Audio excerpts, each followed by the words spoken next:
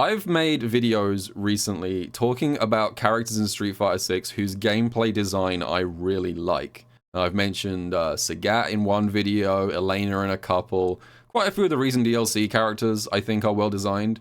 And a common reply that I get when I talk about these characters and why I like their design is, you just hate strong characters. You will never give the top tier characters props. Which, to be honest, I don't even accept that premise to begin with, because I don't think Sagat and Elena are weak characters at all. I think they're actually kind of underrated, to be honest. But anyway, today I want to talk about a character that I actually really like, who is also one of the strongest characters in the game, and depending on who you ask, could potentially be the strongest character in the game. And it's a character that I have zero complaints about. And that character is, as a few people in chat have predicted, Ed. Ed Boy. Life has many doors. We're going to be talking about Ed today. Best SF6 theme also. That's true. He does have a good theme. I'll give you that. So if you guys have been keeping up with this stuff, I should point out that Ed's positioning in character strength is not necessarily universally agreed, but he is considered consistently to be a very, very strong character right now. So for example, a few days ago, Naruo made a tier list, and you will notice that Naruo currently has Ed as top 1 in the entire game, with JP, Mai, and Blanca, question mark? Don't know about that Blanca, Chief, but you know, the point of this video is we're talking about Ed. So Naruo has Ed top 1. This was what, 6 days ago? I think there is a trend that a lot of the Japanese players rate Ed significantly higher than other regions, but even outside of Japan, I think people are now realizing that Ed is still an incredibly strong character, even after he was nerfed in the last balance patch. A couple weeks ago, Mr. Crimson, the Dalsim god, made a tier list of his own. As always with tier lists, we skip 1 hour and 13 minutes of insightful content and we go straight to the last 5 seconds because that's all you braying hogs care about, myself included. Mr. Crimson has Ed as the final member of his S tier top 5. So there is some disagreement about exactly how strong Ed is right now, but whether you talk to a Japanese player or a non-Japanese player, usually Ed will crop up in discussion for, at minimum, top 5. Anyway, so I want to talk a little bit about why I like Ed as an S tier character and what I think makes him, to me, a lot more palatable than a lot of the current top tiers. So the very first thing I want to mention about this character, and it is something that I brought up in a recent video, I am going to be repeating that point a little bit. I think Ed, out of all the current top tiers, has the clearest set of intentional weaknesses. So if you haven't already seen that video, I'll put a link in the description, but I made a video recently talking about how quite a lot of the strongest characters in this game don't feel like they have a very strong identity when it comes to intentional weaknesses, whereas I actually do think Ed has some noticeable weaknesses in his kit. So one example is Ed has very slow reversals. He does have an invincible reversal, this thing, but this is 13 frame startup, which is so much slower than almost every other invincible move in the game, which means that it is extremely vulnerable to things like safe jabs. As an example, in a situation like this, let's say your opponent goes for like a drive rush jab as a meaty, which is quite common in this game.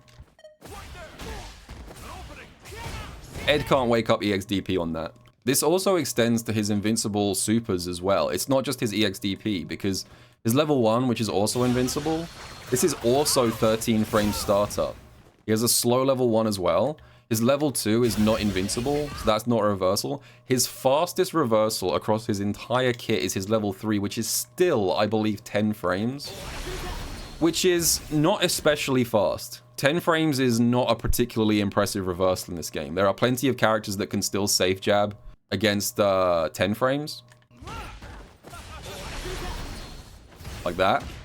He has reversals, but they are noticeably slower. And it's not just a case of like meaties on wake up. Having a slow reversal is also a big deal when it comes to dealing with a common situation in neutral. So another example is DPOS, which is a very useful defensive technique in this game. So for example, if I do crouch medium kick drive rush with Ken, and then I just stop like this, I can actually bait the EXDP. Ed cannot just mindlessly OSDP here, even off crouch medium kick. just for comparison. So if I do this exact same thing with Cammy and block, I can't. I can't do Drive Rush into block here and beat the DP because Cammy's EX-DP is significantly faster. So yeah. Ed does have an invincible reversal, but it is one of the weaker invincible reversals in the game. And very, very baitable. And in this game, if you bait an EX-DP, that could very easily be the entire round lost. So another weakness of Ed, which I think is worth commenting on, is unlike almost all of the other S-tier characters, Ed does not have a meterless throw loop anymore, I should say. He used to have an extremely good meterless throw loop. He lost it in the most recent balance patch, so now for Ed to actually throw loop you this season, he has to Drive Rush here, which was one of the more noticeable like nerfs he got this season. But it does give him more of a cost to throw looping than almost any of the other top tier characters right now.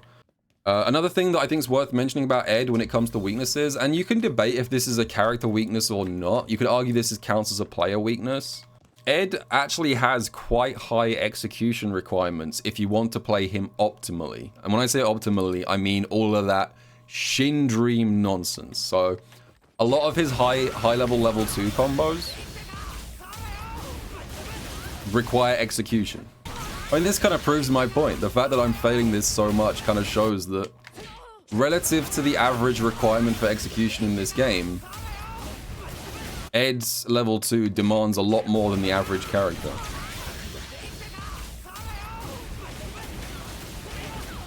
Okay, I don't remember what the combo is there. You do heavy DP into this, I believe.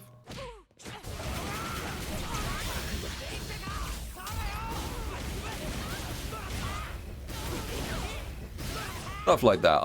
I haven't been keeping up with all the developments in the Dream and the Shin Dream and the Shin Dream and the Shin Dream.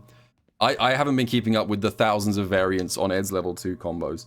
But even if you go for the more consistent ones, you still have to do manual delays and stuff to make this combo work. And the reason that I bring this up as well is it's not just a case of execution being required for this combo. But one thing is, Capcom actually nerfed Ed's level 2. What they did is they made it so that all of the drive gauge damage is now exclusively on the final hit of Ed's level 2, which has an interesting side effect because it makes his execution even more punishing if you mess it up now. So if you go for one of like Ed's level 2 combos, like this, I'll save a state there, and let's say that I mess up the combo like this. So not only do you lose out on tons of damage by dropping the level 2, but because all of the drive gauge damage is locked to the last hit, it also means that the level 2, as you can see on Cammy right now, does literally 0 drive gauge damage. So it's especially punishing. You drop the combo and your opponent loses no drive gauge, and in fact probably gains drive gauge because you've been stuck in a juggle for the last 10 seconds.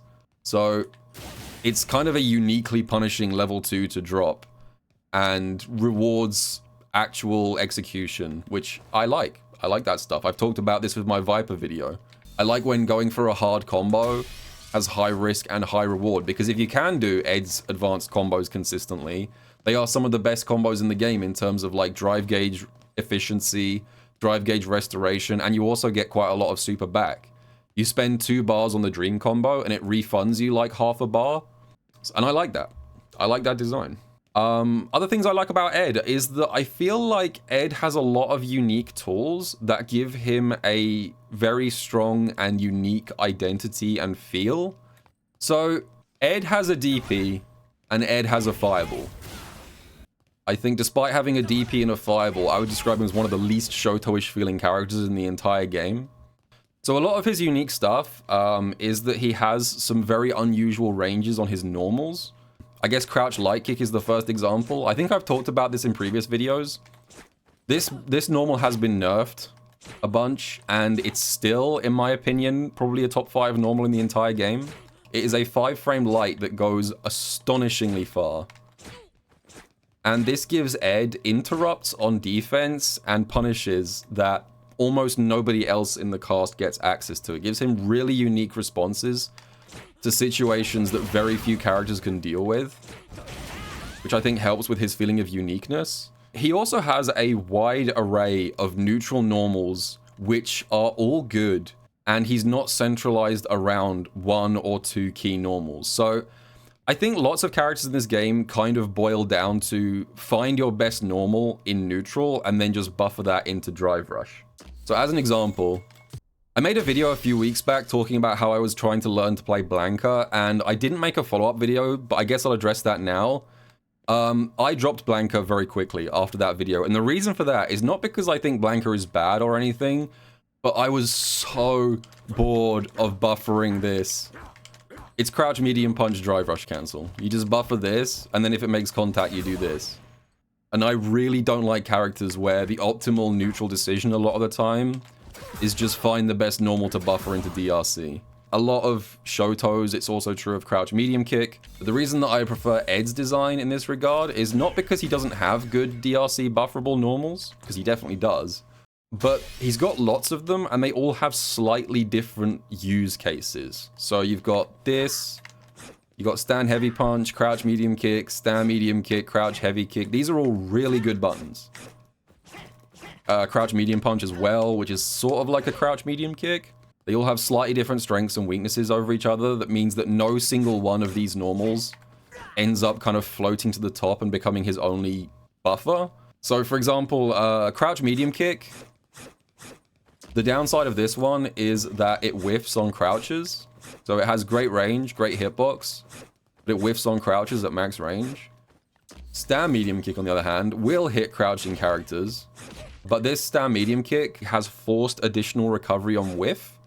This has 20 frames of whiff recovery compared to 17 on crouch medium kick. So if you want to be able to hit crouches, you have to make sure you space it properly or you get 3 extra frames of whiff recovery.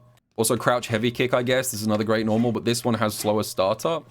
So they all have like these little weaknesses. They're all really good normals, but they all have like slightly different strengths and weaknesses, which I think means that only the absolute best Ed players can really take advantage of like when to use each one rather than just defaulting to the same one every single time. Okay. There's one more thing that I kind of want to spotlight about Ed that I really like, and it's kind of a change that Ed got. I kind of wish this change had been done to most characters, but so far they only ever did it to Ed, and I want to highlight this. So I'm going to talk real quick about another thing about Ed that I like, which is Ed's jump heavy kick, which is an odd thing to focus on, but bear with me here. In this game, lots of characters have jump normals which put you in a juggle state on air to air like this. And there is a kind of problem that I have with a lot of the air to air normals in this game, and to highlight that, I'm going to use Aki, because I never miss a good chance to do some good old-fashioned Aki downplay. So Aki also has a juggling air normal, which is her jump medium punch. But the thing is, if you use this as a reaction air to air, most of the time you're going to be hitting it on the way up. So if I see the Kami player jump and I respond with this, that happens. And because of the way this hits on the way up, even though I have a juggle here, there is absolutely no way for me to take advantage of this. The only way you can really get a juggle off these kinds of air-to-airs is situations where I decide to just jump at the same time as my opponent. Like, we both just happen to jump at the same time, which means that we meet in midair at around the same height, like this. And in those scenarios, you do get a juggle. But it's a bit unsatisfying. I would say, like, out of maybe 100 times of me landing Aki's jump medium punch, I actually get to take advantage of the juggle state maybe 5 out of 100. The vast majority is just this. And this is not just an Aki thing. This is very common. Lots of characters have this. And circling back to Ed, Ed was given a buff to his jump heavy kick. And what it does is if Ed air-to-airs you with his jump heavy kick, it actually alters his remaining jump trajectory and reduces his landing recovery. So the effect of that is that even if you do Ed's jump heavy kick immediately on the way up like this, you still get DP afterwards, which is really nice. You can also level 2 here, I believe. Something like that, which I think is really cool. It makes air to wearing feel so much more rewarding. I really like this air to air, and I wish that all air to air normals that put you in a juggle state work like this. Anyway, so yeah, I think Ed is a really well-designed top-tier character, despite being extremely strong. I don't really have any criticisms of the character. I'm fine with him staying as strong as he is, really, if that was like the baseline for top tiers, because what I think separates Ed is that he really rewards investment. I don't feel like you can just pick up Ed and have a strong Ed within a week of learning him. I mean, the thing is, like, if you look at actual Ed players right now, Ed is maybe the most overrepresented character in, like, offline premieres this year, right? Lashar has been cooking everyone with this character. Yeah, Momochi, obviously, you know, Sahara won a premiere with Ed. Ed has had extremely good results this year. But have you guys noticed that even though Ed keeps winning majors, I don't really see anyone really complaining about Ed ruining the game. Ed is brain dead. Ed is a dumb character. I don't really see that, because I think on some level, I think most people actually kind of respect Ed despite him being so strong in a way that they don't with a lot of the other top tiers right now. I think Ed is a good character to watch. I like watching high-level Ed play. All the Ed players play slightly differently. I think if you put up footage on the screen of like Lashar, Fudo, Momochi, and Sahara, I think I'd be able to tell differences between them, because they all have slightly different interpretations of the character. They all have slightly different button choices and stuff. Whereas if you show me like really high level like Bison play, for example, I would struggle to tell apart the Bisons, not because they're doing something wrong, but because the optimal way to play Bison is not going to really change that much from person to person. Like, they're all playing correctly, but they are also kind of doing the same stuff. But let me know what you guys think. Do you guys like Ed's design? Do you hate him? Let me know down in the comments, and I will see you guys all in the next video.